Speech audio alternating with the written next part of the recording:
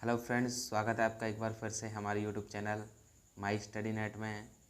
आज इस वीडियो में हम क्लास 10th की ज्योग्राफी चैप्टर नंबर 4 कृषि यानी एग्रीकल्चर को पढ़ेंगे। फर्स्ट पॉइंट है आपका इसमें कि भारत एक कृषि प्रधान देश है, यानी जो भारत है वह हमारा एक कृषि प्रधान देश है। एंड सेकंड पॉइंट है इसमें कि भारत की 70% आबादी कृषि पर निर्भर करती है, यानी जो भारत की जो 70% जो जनरेशन है वह कृषि पर निर्भर है, यानी एग्रीकल्चर पर डिपेंडेड है। थर्ड पॉइंट है इसमें कि कृषि हमारे देश की प्राचीन आर्थिक क्रिया है, यानी जो हमारी जो कृषि है वो हमारे देश की क्या है, एक प्राचीन आर्थिक क्रिया है। एंड फोर्थ पॉइंट है इसमें कि रीति रिवाजों के अनुसार कृषि करने के तरीक़ों में बदलाव आया है, यानी जो पहले जो प्राचीन में जो कृषि की जाती थी उसके बदलाव के अनुसार तरीक़ों के अनुसार कृषि करने के तरीक़ों में बदलाव आया है। अब देख रहे हैं हम नई नई टेक्नोलॉजी से खेती कर रहे हैं। एंड इसमें नेक्स्ट पॉइंट है कि कृषि को अंग्रेजी में एग्रीकल्चर कहते हैं, कि कृषि को अंग्रेजी में क्या कहते हैं, एग्रीकल्चर। एंड नेक्स्ट पॉइंट है इसमें कि एग्रीकल्चर लैटिन भाषा का शब्द है तथा ये दो शब्दों से मिलकर बना है। कौन कौन से दो शब्द हैं, एक फर्स्ट ऐप का एग्री और सेकंड ऐप का कल्चर। यानी एग्री का मतलब होता है भूमि एंड कल्चर का मतलब होता है खेती। अब आती है आपकी एग्रीकल्चर की परिभाषा, यानी डेफिनेशन ऑफ एग्रीकल्चर। अब सर ये एग्रीकल्चर होता क्या है ये भी समझ लेते हैं हम, कि भूमि की जुताई कर फसल उत्पन्न करने और पशुपालन की कला को कृषि कहते हैं। यानी जो भूमि की जुताई करके उसमें जो फसल उत्पन्न की जाती है, यानी जो फसल पैदा की जाती है, तथा जो पशु पालते हैं, यानी जो वैज्ञानिक तरीक़ों से जो पशु पालते हैं उसकी कला को हम कृषि कहते हैं। ठीक है सर। अब आपका नेक्स्ट हेडिंग आती है इसमें कि कृषि के प्रकार, यानी काइंड्स ऑफ एग्रीकल्चर। अब सर ये एग्रीकल्चर के प्रकार कितने हैं, तो ये हैं आपके 3 प्रकार। फर्स्ट है इसमें प्रारंभिक जीविका निर्वाह कृषि, सेकंड है गहन जीविका निर्वाह कृषि। अब आपका फर्स्ट आता है प्रारंभिक जीविका निर्वाह कृषि। यानी जो प्रारंभिक जीविका निर्वाह कृषि होती है इसमें आपका फर्स्ट पॉइंट आता है कि भूमि के छोटे टुकड़े पर आदिम कृषि औजारों जैसे कि आपकी लकड़ी के हल हैं और खुदाई करने वाली जो छड़ है तथा परिवार की मदद से यह खेती की जाती है। यानी जो प्रारंभिक जीविका निर्वाह कृषि है आपकी, यह भूमि के छोटे टुकड़ों पर आदिम कृषि औजारों यानी जैसे कि लकड़ी के हल है और खुदाई करने की छड़ी है तथा परिवार की मदद से यह खेती की जाती है। एंड आपका नेक्स्ट पॉइंट है इसमें कि इस कृषि में झूम खेती या कर्तन दहन प्रणाली का प्रयोग किया जाता है। यानी जो आपकी जो जीविका निर्वाह कृषि होती है, जो प्रारंभिक जीविका निर्वाह कृषि है, इसमें आपकी झूम खेती का प्रयोग किया जाता है या कर्तन दहन प्रणाली का भी प्रयोग करते हैं। एंड सेकंड पॉइंट है इसमें आपका कि इस कृषि से केवल परिवार की ज़रूरतों को पूरा किया जाता है। यानी जो आपकी जो प्रारंभिक जीविका निर्वाह कृषि होती है, इस कृषि से केवल परिवार की ज़रूरतों को ही पूरा किया जा सकता है, इससे हम व्यावसायिक क्षेत्र में प्रयोग नहीं कर सकते। एंड नेक्स्ट है हमारा कि किसान ज़मीन के टुकड़े को साफ करके अपने परिवार के भरण पोषण के लिए अनाज उगाते हैं।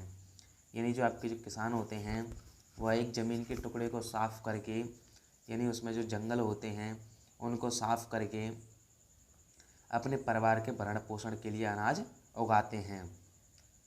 एंड नेक्स्ट पॉइंट है इसमें कि मृदा की उर्वरता कम होने पर किसान उस भूमि को छोड़ देते हैं तथा खेती करने के लिए दूसरी भूमि तैयार करते हैं।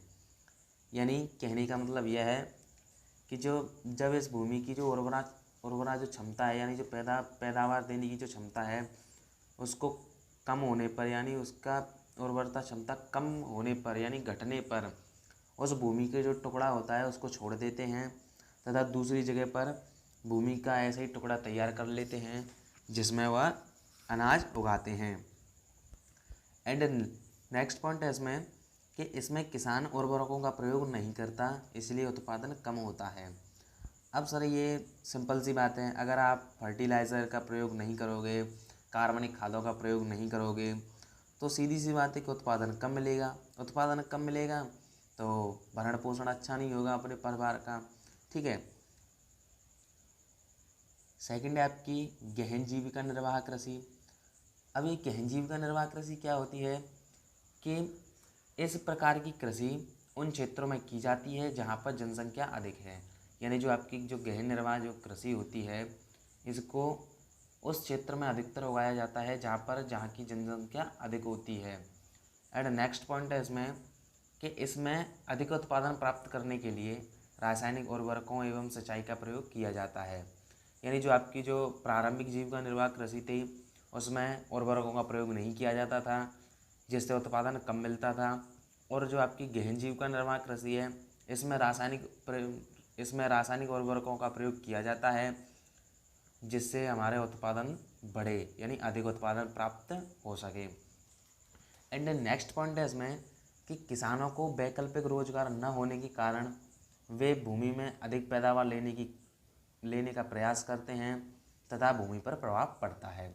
अब जैसे कि आपके जो किसान बंधु हैं यानी जो कम पढ़े लिखे होते हैं यानी जो अशिक्षित होते हैं वो क्या करते हैं, उनके पास कोई दूसरा रोजगार तो होता नहीं है तो वो अपनी कृषि ही करते हैं यानी जो खेती करते हैं। अब जो खेती करते हैं तो उसमें वो अधिक पैदावार लेने की कोशिश करते हैं यानी अधिक से अधिक पैदावार मिले और हमारी जो आमदनी है वो भी बढ़े। तो जिसके कारण भूमि पर प्रभाव पड़ता है और वह उसकी जो अधिक पैदावार देने की क्षमता है वह कम होने लगती है। ठीक है। नेक्स्ट हेडिंग आती है आपकी वाणिज्यिक कृषि। यानी जो वाणिज्यिक कृषि है इसमें फर्स्ट पॉइंट है आपका कि इसका दूसरा नाम व्यावसायिक कृषि भी है। यानी इसके नाम से भी पता चलता है कि इसका दूसरा नाम व्यावसायिक कृषि भी है। यानी कि जो यह कृषि है यह बेचने के उद्देश्य से इसको उगाया जाता है, इससे अधिक पैदावार लेते हैं तथा इसको बेचने के उद्देश्य से उगाया जाता है। ठीक है। अब इसमें नेक्स्ट पॉइंट है कि इसमें फसल को बेचने के उद्देश्य से उगाया जाता है। जैसा कि हमने अभी आपको बताया कि जो ये फसल है यानी जो वाणिज्यिक कृषि है इसको बेचने के उद्देश्य से उगाया जाता है। एंड आपका थर्ड पॉइंट है इसमें कि इसमें अधिक पैदावार देने वाले बीजों, उर्वरकों तथा कीटनाशकों का प्रयोग किया जाता है। यानी जो वाणिज्यिक कृषि है इसमें जो आपकी वाणिज्यिक कृषि है इसमें आपके अधिक पैदावार देने वाले बीजों का, उर्वरकों का तथा कीटनाशकों का प्रयोग किया जाता है। ठीक है सर। अब नेक्स्ट हेडिंग आती है आपकी रोपण कृषि। अब सर ये रोपण कृषि क्या होती है? फर्स्ट है आपकी पहले इसमें देखते हैं आपकी डेफिनेशन रोपण कृषि की। यानी जो रोपण कृषि होती है, रोपण कृषि कहते हैं कि ऐसी कृषि यानी जो ऐसी फसल होती है जिसको हम पौध लगाकर तैयार करते हैं। यानी जो आपकी जो खेती है यानी किसी चीज़ की फसल है आपकी, उसको अगर हम पौध लगा के तैयार करते हैं तो वह किस में आता है? आपका रोपण कृषि में आता है। ठीक है। अब इसमें फर्स्ट पॉइंट है कि रोपण कृषि व्यापक क्षेत्र में की जाती है जो अत्यधिक पूंजी और श्रमिकों की सहायता से की जाती है। यानी जो आपकी जो रोपण कृषि है जो अधिक से अधिक क्षेत्र में की जाती है तथा अधिक पूंजी तथा श्रमिकों की सहायता से की जाती है। यानी जो आपकी जो रोपण कृषि है ये अधिक क्षेत्र में तथा अधिक पूंजी से यानी अधिक पैसों से तथा अधिक श्रमिकों की आवश्यकता होती है इसमें।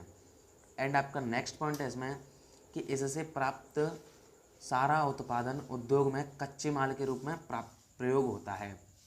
यानी जो रोपण कृषि से जो भी हमारा जो उत्पादन होता है उसको उद्योग में यानी जो आपके जो इंडस्ट्रीज हैं उसमें इसको कच्चे माल के रूप में प्रयोग किया जाता है। एंड नेक्स्ट है हमारा कि जैसे कि आपकी चाय है, कॉफ़ी है, रबड़ है, गन्ना है, केला है इत्यादि को रोपण फसलें हैं। यानी जो आपकी मतलब जैसे कि आपकी चाय है, कॉफ़ी है, रबड़ है, गन्ना है, केला है, तो ये कैसे तैयार की जाती हैं? ये आपकी पौध लगाकर तैयार की जाती हैं। यानी जो ये आपकी जो चाय, कॉफ़ी, रबड़, गन्ना है और केला है ये आपकी रोपण फसल का उदाहरण है। ठीक है। नेक्स्ट हेडिंग आती है आपकी सस्य प्रारूप। यानी जो सस्य प्रारूप क्या होता है, पहले इसकी डेफिनेशन देखते हैं कि विभिन्न ऋतुओं में विभिन्न कृषि फसलें उगाना सस्य प्रारूप कहलाता है। यानी जैसे कि आपके जो इंडिया है, इंडिया में आपकी 3 ऋतुएं होती हैं, ग्रीष्म ऋतु, शरद ऋतु एंड वर्षा ऋतु। यानी जो आपकी जो विभिन्न ऋतुएं होती हैं उनमें विभिन्न कृषि फसलें उगाना। यानी जैसे कि आपकी वर्षा ऋतु में कोई फसल उगाई जाती है, ग्रीष्म ऋतु में तरह तरह की फसलें उगाई जाती हैं ना आपकी, जैसे कि विभिन्न ऋतुओं में विभिन्न कृषि फसलें उगाना सस्य प्रारूप कहलाता है। ठीक है, अब आती है कि भारत में 3 सस्य ऋतुएं हैं। यानी जो भारत में है, जो हमारा भारत देश है, इसमें मुख्यतः 3 सस्य ऋतुएं हैं। फर्स्ट है आपकी रबी की फसलें, सेकंड है खरीफ की फसलें एंड थर्ड है जायद की फसलें। ठीक है, अब हम देखते हैं फर्स्ट यानी रबी की फसलें कि यानी इसमें फर्स्ट पॉइंट है कि जो रबी की फसल हैं इन्हें अक्टूबर से दिसंबर के मध्य बोया जाता है। यानी जो रबी की फसलों को अक्टूबर से दिसंबर में बोया जाता है। सेकंड पॉइंट आपका कि ग्रीष्म ऋतु यानी जो गर्मी की जो अप्रैल से जून का माह है उसके मध्य इसको काट लिया जाता है। यानी रबी की फसल को अक्टूबर से दिसंबर में बोया जाता है तथा अप्रैल से जून के मध्य काट लिया जाता है। एंड आपका थर्ड पॉइंट है कि रबी की फसलों कौन कौन सी हैं। यानी उदाहरण है आपका कि गेहूं है जो आपकी रबी की फसल में आता है, जौ है, मटर है, चना है, आपकी सरसों है, तो ये भी किस में आती हैं सर, रबी की फसल में। ठीक है, नेक्स्ट है हमारी खरीफ की फसल। अब इसमें फर्स्ट पॉइंट है कि खरीफ की फसल वे ऐसी फसल है जो मानसून के आगमन पर बोई जाती है। यानी जब हमारे जो फर्स्ट मानसून आते हैं यानी रबी की फसलें कटने के बाद उसमें ये खरीफ की फसलें बो दी जाती हैं तथा इनको सितंबर से अक्टूबर में काट लिया जाता है। क्या कि फर्स्ट है इसमें कि फसलों को मानसून आने पर बो दिया जाता है एंड सेकंड पॉइंट है कि इन्हें सितंबर अक्टूबर में काट लिया जाता है। ठीक है सर, अब आपकी खरीफ की फसलें कौन कौन सी होती हैं, ये है आपका एग्जाम्पल है कि आपका चावल है, मक्का है, ज्वार है, बाजरा है, अरहर है, तो ये आपकी क्या है, खरीफ की फसलें हैं। ठीक है, थर्ड है आपकी जायद की फसलें। फर्स्ट पॉइंट है इसमें कि रबी और खरीफ फसल ऋतुओं के बीच ग्रीष्म ऋतु में बोई जाती है। यानी जो रबी और खरीफ की जो फसल जो ऋतु फसल हैं इनकी जो मध्य एक ऋतु आती है जिसे हम कहते हैं जायद की ऋतु, तो इसके मध्य ये बोई जाती है। एंड आपकी जायद की फसलों में आते हैं आपके जैसे कि आपका तरबूज है, खरबूज है, खीरा है, ककड़ी है, तो ये आपकी किस में आती है सर, जायद की फसल में। अब नेक्स्ट है हमारा कि मुख्य फसलें। अब सर ये मुख्य फसलें क्या होती हैं ये हम देखते हैं। फर्स्ट पॉइंट है इसमें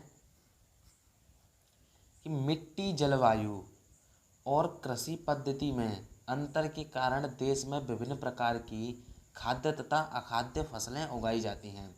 यानी आपकी जो जैसे मिट्टी है, जलवायु है और कृषि पद्धति यानी जो कृषि करने की जो क्रिया हैं उनके अंतर के कारण देश में विभिन्न प्रकार की खाद्य तथा अखाद्य यानी जो खाद्य यानी खाने योग्य फसलें, अखाद्य यानी जिनको हम खा नहीं सकते यानी खाने योग्य जो फसलें नहीं होती उनको उगाया जाता है। अब सेकंड पॉइंट है इसमें कि भारत में उगाई जाने वाली मुख्य फसल हैं। यानी भारत में मुख्यतः चावल, गेहूँ, मोटे अनाज वाली फसलें, दालें, चाय, कॉफ़ी इत्यादि फसलें उगाई जाती हैं। यानी क्या उगाई जाती हैं आपकी भारत में मुख्यतः चावल, गेहूँ, मोटे अनाज वाली फसलें, दालें, चाय, कॉफ़ी इत्यादि जो आपकी मुख्य फसलों में आती हैं, यानी इनको उगाया जाता है। आज की वीडियो में सिर्फ इतना ही। यहाँ से आगे हम नेक्स्ट वीडियो में पढ़ेंगे। वीडियो अच्छी लगी हो तो लाइक करना, चैनल पर नए हो तो सब्सक्राइब करना, अपने दोस्तों के साथ ज़्यादा से ज़्यादा शेयर करना। Thanks for watching. मिलते हैं नेक्स्ट एपिसोड में।